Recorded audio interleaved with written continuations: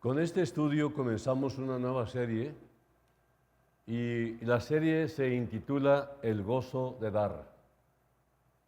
Quiero hablar de este tema porque es una doctrina bíblica y para poder centrarnos en lo que Dios dice, no voy a hablar de lo que dicen otros, simplemente quiero hablar de lo que dice la palabra, para que entendamos lo que es la verdadera ofrenda, lo que es lo que Dios dice en su palabra referente a todo lo que Él nos está enseñando fundamentalmente en la Biblia. Ahora, el tema de hoy es la bendición de dar y darse. Ese es el primer punto. En Hechos 20:35 nos dice: en todo os he enseñado que trabajando así se debe ayudar a los necesitados y recordar las palabras del Señor Jesús que dijo: más bienaventurado es dar que recibir.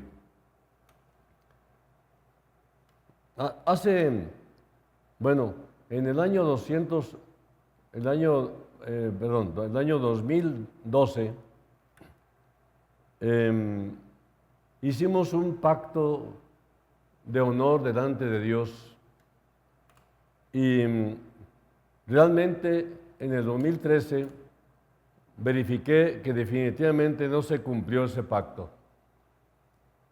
Fueron promesas de soporte económico. O sea, nos reunimos en Convex delante de Dios para hablar de la formación de un fondo económico pro gastos de la obra. Todos nos gozamos en tal reunión y con entusiasmo y fervor prometimos ciertas contribuciones, ya sea semanal, mensual, anual. Pero algo falló, pues tales acuerdos fueron olvidados casi de inmediato. Quiero decirles que comprendo el temor económico lógico que reina todavía en algunos. Y digo lógico porque sé que las circunstancias en el país no son para nada alentadoras, pues hay desempleo, bajos salarios, etcétera, etcétera. Y esto es lógico. Son las circunstancias que se ven, pero los creyentes vamos más allá de lo que se ve. Por eso el apóstol Pablo dice, para alentarnos, en 2 Corintios 5:7, por fe andamos, no por vista. Este tema, el dar, causa mucho temor en algunos líderes debido al tremendo prejuicio de la gente y prefieren mejor no hablar del tema, el tema de las ofrendas. Pero la ofrenda, llamado diezmo en el Antiguo Testamento, es una doctrina bíblica, es una enseñanza de la palabra de Dios. En el Antiguo Testamento el diezmo era obligatorio y en el Nuevo Testamento es cada uno dé como propuso en su corazón. Es una enseñanza de la palabra de Dios. Hoy en día han caído en un tremendo abuso aquellos que le llaman teología, que no tiene nada de teología, de la prosperidad. No tiene nada que ver con la palabra de Dios. Esto es algo completamente del mundo y hasta dudo de que los que hacen eso y enseñan eso sean verdaderos creyentes. No sé el efecto que causó en ustedes el habernos reunido en aquella ocasión, precisamente para hablar de contribuir económicamente para los gastos que ocasiona la renta de inmueble, compra de instrumentos, renta y o compra de equipos para los eventos, etc. Pero es una cosa básica y crucial en la vida del creyente, pues no hay otra manera de cumplir con los planes y proyectos de este trabajo. Solo nosotros podemos cubrir los gastos y nadie más. En la iglesia no se cobra impuesto o impuestos. No se demanda un impuesto para pagar.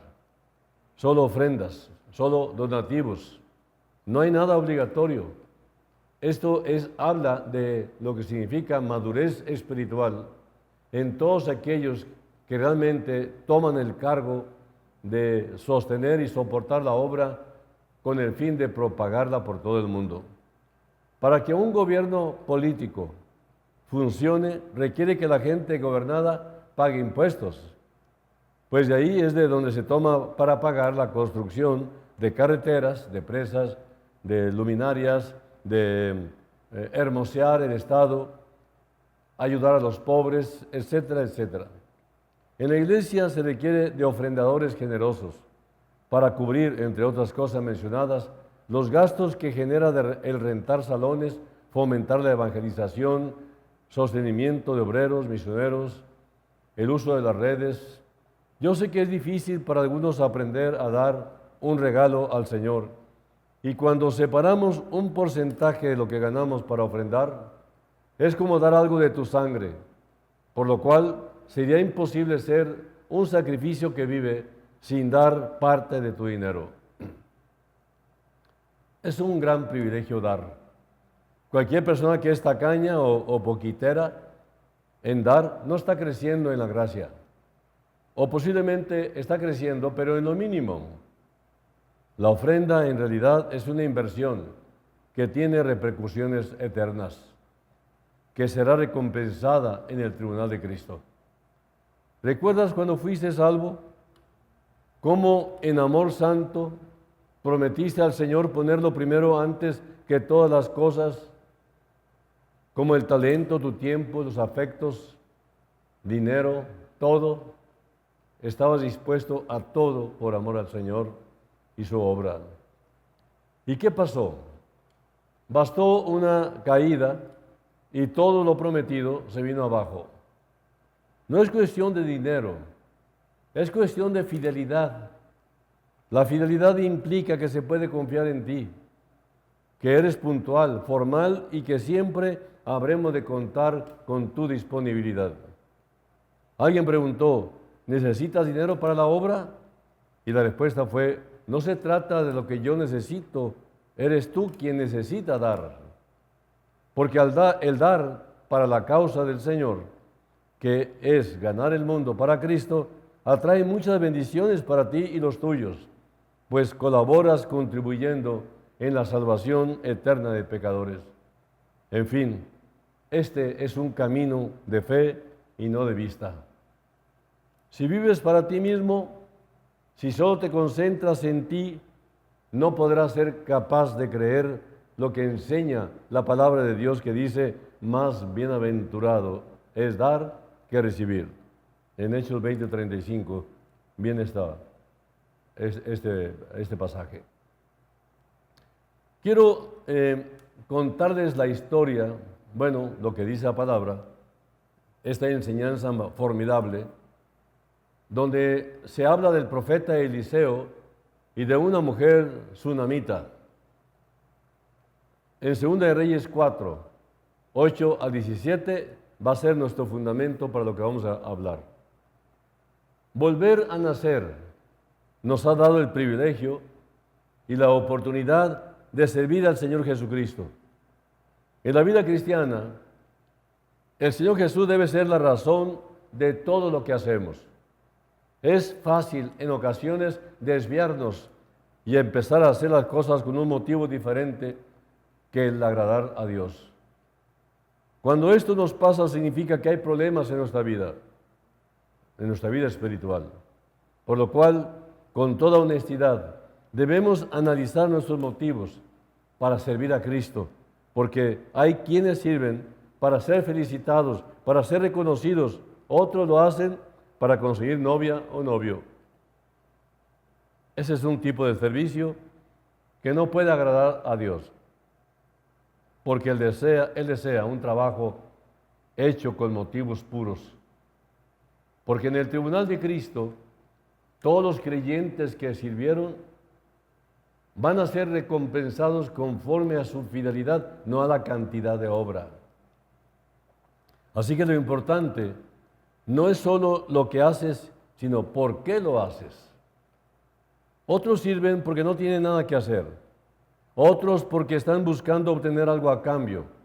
Pero la Biblia enseña claramente que solo lo que hagamos por amor a Cristo será recompensado en el cielo. Fidelidad fidelidad a Cristo. Entonces, en 1 Tesalonicenses 1, 2 y 3 dice, son las obras de fe y el trabajo de amor, ¿verdad? Pero vamos a ver literalmente qué dice en este pasaje de 1 Tesalonicenses, capítulo 1, versículos 2 y 3. Damos siempre gracias a Dios por todos vosotros, haciendo memoria de vosotros en nuestras oraciones, acordándonos sin cesar delante del Dios y Padre nuestro, de la obra de vuestra fe, del trabajo de vuestro amor y de vuestra constancia en la esperanza en nuestro Señor Jesucristo.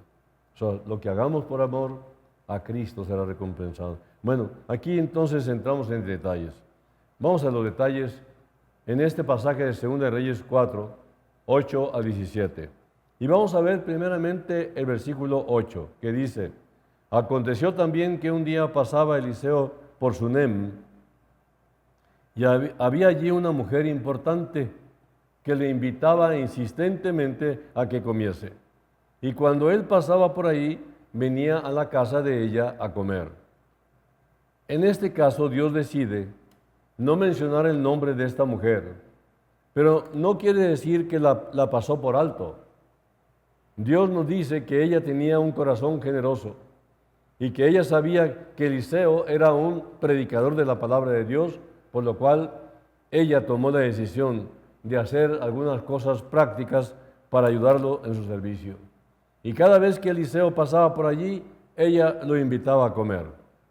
Dios nos enseña que no eran invitaciones superficiales, sino porque su deseo, por un lado, era dar, era lo que ella anhelaba, dar, compartir de lo que Dios les había provisto, y por otro lado, deseaba compartir experiencias espirituales con Eliseo. Siempre existen maneras prácticas de servir y hacer la obra de Dios. Nosotros podemos utilizar los beneficios materiales que Dios nos ha dado como un instrumento. Y esta es la razón por la que los creyentes prestan sus casas, prestan sus muebles, su tiempo y muchas cosas más para poder llevar a cabo la obra de Dios. En 2 Timoteo 1, 16 a 18 dice, tenga el Señor misericordia de la casa de Onesíforo, porque muchas veces me confortó y no se avergonzó de mis cadenas, sino que cuando estuvo en Roma me buscó solícitamente y me halló. Concédale el Señor que haya misericordia acerca del Señor en aquel día, y cuánto nos ayudó en Éfeso, tú lo sabes mejor. Ahora, en el versículo 9, dice, y ella dijo a su marido, estamos todavía en segunda de Reyes, capítulo 4. Ahora vamos a ver el versículo 9. Y ella dijo a su marido, he aquí ahora, yo entiendo que este que siempre pasa por nuestra casa es varón santo de Dios. Ella ya sabía que Eliseo era un hombre de Dios, pero en ese momento ella entendió lo que eso significaba. Tuvo una percepción espiritual. La Biblia usa la palabra entender de esta manera. Ella entendió con claridad espiritual que Eliseo era realmente un representante de Dios. Ella ya lo sabía, pero entendió que al prestar un servicio a Eliseo, estaba sirviendo a Dios mismo. Vean esto también en Mateo 25, 40, donde menciona el Señor este punto tan interesante. Ahora, cada servicio, cada ayuda, cada cosa que hagamos por los demás, realmente lo estamos haciendo por Jesús. Esto ya lo sabemos, pero ojalá llegue el momento en que podamos decir como esta mujer, ahora entiendo. Otra enseñanza que Dios nos da en este pasaje es que Dios quiere que lo sigamos, que obedezcamos aunque no entendamos todo. Y más adelante, Él se encargará de que entendamos. Yo espero en esta mañana que al estar compartiendo esto, ustedes por fin abrirán sus ojos y por fin entenderán de lo que estamos hablando.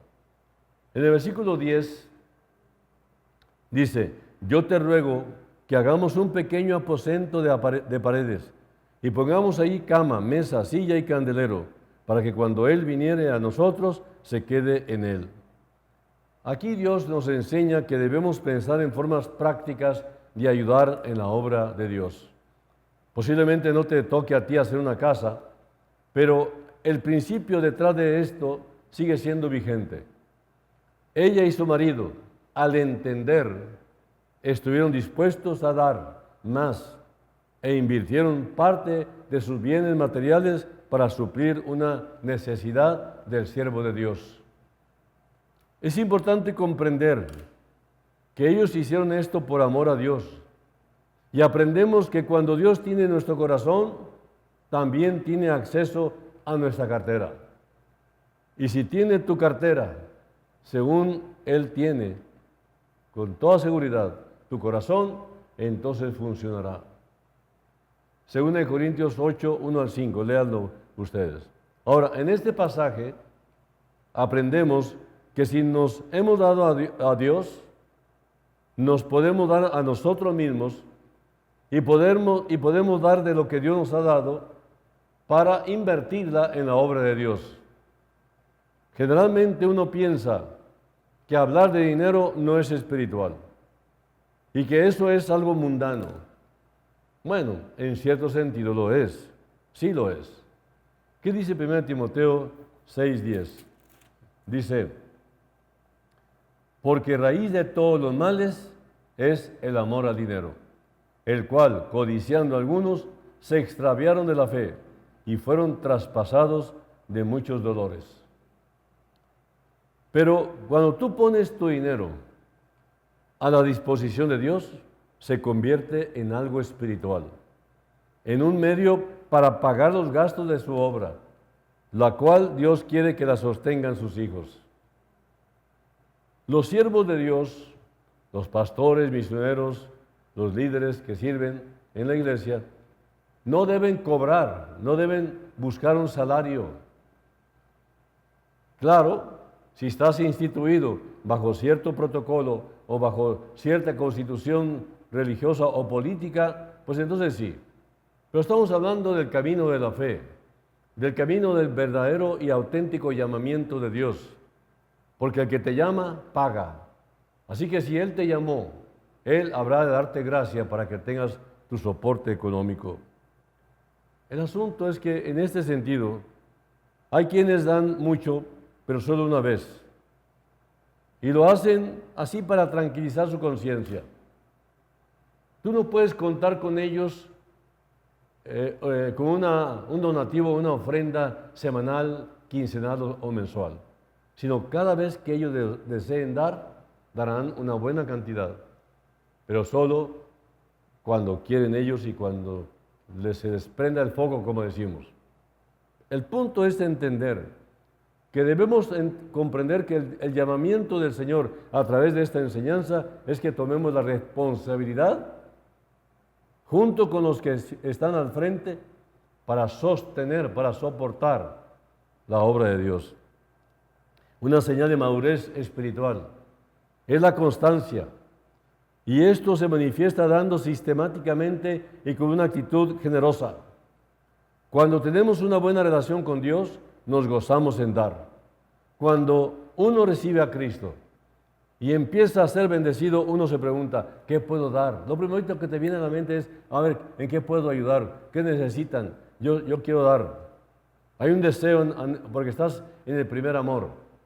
Y este es un deseo que Dios pone en el corazón de cada creyente, porque la vida cristiana consiste en dar.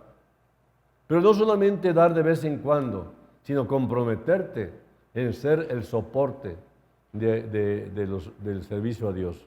Ahora, si estamos dispuestos a dar cualquier cosa, menos a dar de nuestros bienes materiales, significa que mucho de nuestra entrega es de labios y poco de corazón, y que el dinero se ha convertido en un ídolo para nosotros. Las excusas para no dar son muy variadas, Pero detrás de cada una puede estar escondido un verdadero amor por el dinero. O sea, hay que entender bien lo que dijo Pablo, porque el amor al dinero es la raíz de todos los males, de toda clase de males, ¿verdad? Pero no está diciendo que el dinero en sí, sino el amor, la obsesión que tienes por acumular y acumular y acumular. Eso es lo que dice te lleva al pecado. No es el dinero en sí, tienes derecho de disfrutarlo porque es tu trabajo, es el trabajo tuyo, es tu negocio, lo que sea. Entonces, lo que está hablando aquí es que te obsesiones, que tengas solamente amor por el dinero, porque sí, por lo material, lo que tú quieras. El amor al dinero es el pecado, no el dinero en sí. Ahora, las excusas para no dar, repito, son muy variadas, pero detrás de cada una puede estar escondida o escondido un verdadero amor por el dinero. Y lo repito y lo insisto porque se confunde mucho con esto. Como esta mujer, la tsunamita, hay creyentes que son fieles en dar. Y Dios, que sabe quiénes son, aunque no aparezca el nombre, los va a recompensar en esta vida y también en la eternidad. Dice Apocalipsis 14:13. Déjeme leérselo. Apocalipsis 14:13.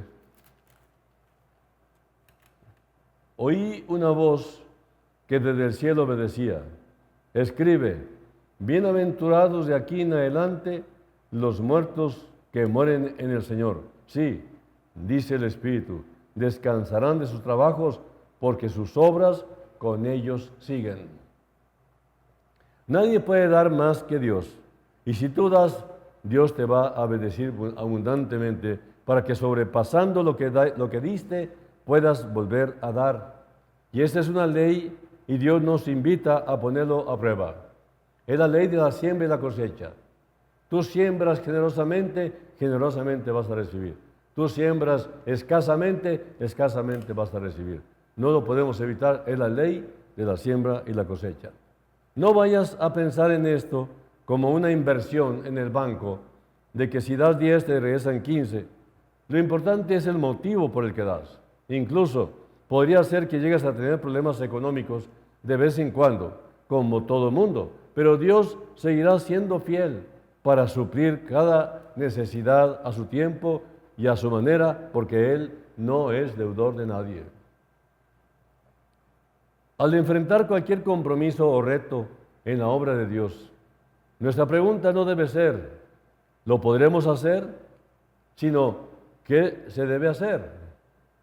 Si es algo que se debe hacer, entonces Dios se encargará de darnos los medios para hacerlo. Y si es necesario invertir mucho, se debe hacer. Y generalmente los que más critican los gastos son los que menos dan. O los que no dan. Y por lo tanto, solamente contemplan lo que otros hacen con tanto amor, simplemente procurando justificar sus conciencias, criticando, porque ellos no quieren dar el paso de ser generosos. Por lo tanto, menos derecho tienen de opinar. Bueno, hay quienes oran porque Dios provea para ciertas necesidades. Bueno, esto es bueno, pero tú no necesitas orar si puedes ofrendar y si puedes suplir esa necesidad. Hay una necesidad clara en algunos hermanos, en la iglesia misma, pero tú prefieres decirles, hermano, estoy contigo, estaré orando, pero no vas al bolsillo, no vas a la cartera, no haces nada para ayudar económicamente. Además de nuestras ofrendas habituales, podemos dar ofrendas especiales para otras necesidades que van surgiendo, como cuando los creyentes que vivían en Jerusalén tuvieron una crisis económica y se les envió ayuda extra. Ahora, esto lo vas a encontrar en Hechos 11, 29 y 30. y en Romanos 15, 25 al 27. Los que sirven en el Evangelio merecen un buen cuidado de parte de los creyentes. Tercera de Juan 7 y 8. En 2 de Reyes 4, 11 al 13, dice, y aconteció que un día vino él por allí y se quedó en aquel aposento y allí durmió. Entonces dijo a Giezi su criado, llama a esta sunamita. Y cuando la llamó, vino ella delante de él. Dijo él entonces a Giezi, dile, he aquí tú has estado solícita por nosotros con todo este esmero. ¿Qué quieres que haga por ti? ¿Necesitas que hable por ti al rey o al general del ejército? Y ella respondió, yo habito en medio de mi pueblo. Este pasaje nos revela la actitud de esta mujer porque Eliseo dice que ella había estado solícita con gran esmero. Y esto quiere decir que ella daba más que dinero, tenía una actitud de servicio y no buscaba ningún beneficio personal. Y ella dijo, no me hace falta nada. Ella quería servir a Dios atendiendo a su siervo. Lo más importante de dar es darse uno mismo, porque así cualquier cosa que des tendrá el motivo correcto. Dice 2 Corintios 8:5. 2 Corintios 8:5. Dice, y no como lo esperábamos, sino que así mismo se dieron primeramente al Señor y luego a nosotros por la voluntad de Dios.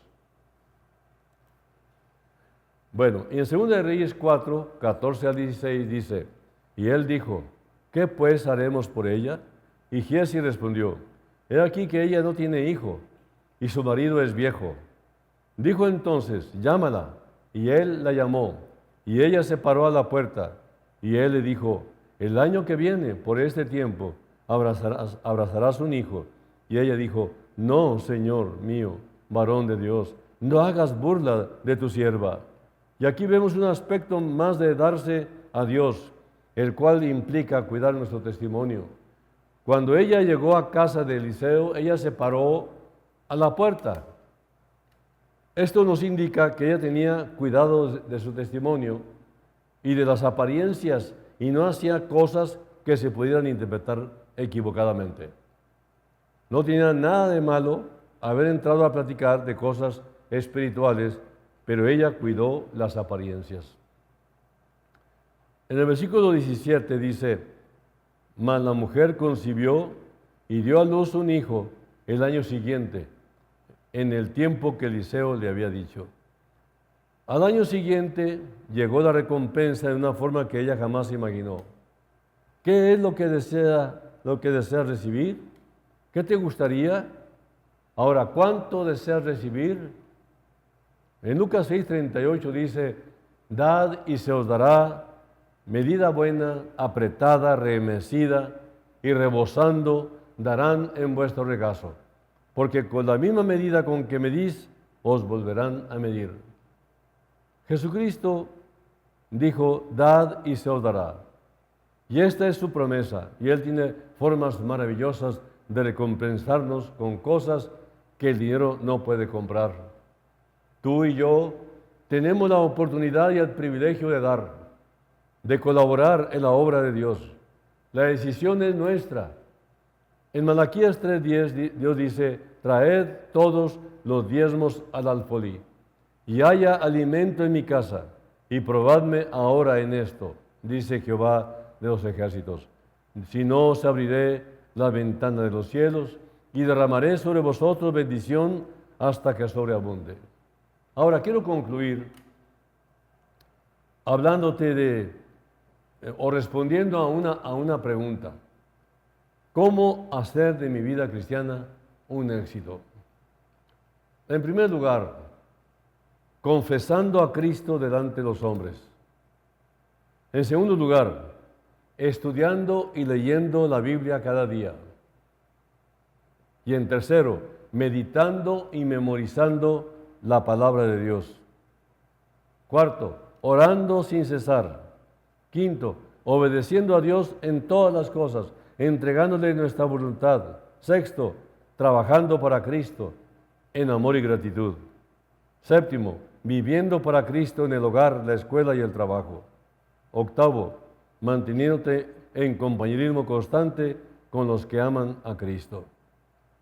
Es muy importante obedecer.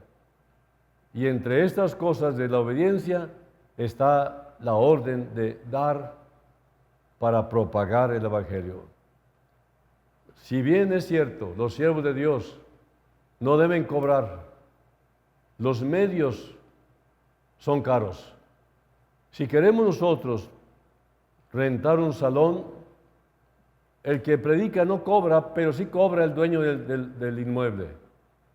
¿Y quién va a pagar la renta de ese inmueble? Pues entre toda la iglesia, los creyentes y sobre todo los discípulos que son llamados la columna de la iglesia. Debemos practicar entonces estos consejos cada día de nuestra vida, dependiendo continuamente de Cristo para que Él produzca en nosotros la fuerza para no fallar y haga de nuestra vida cristiana un éxito. Déjenme leerles finalmente Filipenses. En Filipenses capítulo 2, versículo 13. Vamos a ver, Filipenses 2, 13. Dice así: porque Dios es el que en vosotros produce así el querer como el hacer, por su buena voluntad. Y en en Filipenses 4:13, ustedes lo saben, lo conocen, dice: todo lo puedo en Cristo que me fortalece. Todo el trabajo es costoso. El mundo te cobra. Y los creyentes estamos dando y dándonos con la dádiva. Porque amamos al Señor Jesucristo y amamos lo que Él ama. Él ama a las almas. Él ama a los perdidos. Él quiere que ganemos a los pecadores para Cristo, como también nosotros fuimos ganados para Él por otros siervos fieles. Es importante comprender esto. Nosotros estamos aquí para servir. El mismo Jesucristo dijo: no vine a ser servido, yo vine a servir. No busco gloria de los hombres. El Señor siempre fue así. Y Él es nuestro ejemplo. Por lo tanto, Él se dio a sí mismo para rescate de todos. El justo por los injustos, para llevarnos a Dios. Y esta es la prédica, este es el mensaje. Lo demás es lo material, es los medios para poder propagarlo. Queremos misioneros, hay que sostenerlos en el campo. Queremos pastores, hay que sostenerlos en sus respectivas congregaciones. Queremos la alabanza, necesitamos que los equipos musicales, los instrumentos musicales, necesitamos todo eso, y todo eso cuesta. Y muchas otras cosas más. Hermanos, para ustedes es este mensaje. Y para ustedes, amigos, quiero que sepan que no hay razón de tropezarse cuando oyen a otros cosas completamente contrarias a este mensaje, que están tratando de sustraer los bienes materiales de la iglesia para hacerse ricos en lo personal. Esto no es de Dios. Dios dice que nosotros debemos depender completamente de aquel que nos llamó de las tinieblas a su luz admirable. Dios Santo, te ruego que avives el corazón de todos los creyentes y traigas salvación a todos aquellos que aún no se entregan a Cristo. Úsanos, Señor. Gracias por sanar la tierra. Gracias por sanar el corazón. Gracias, Señor, por todos los bienes. Tú nos has hecho realmente vivir pero queremos hacerlo para tu gloria. En tu nombre te lo pido. Amén. Es todo, hermanos. Dios les bendiga. Hasta la próxima.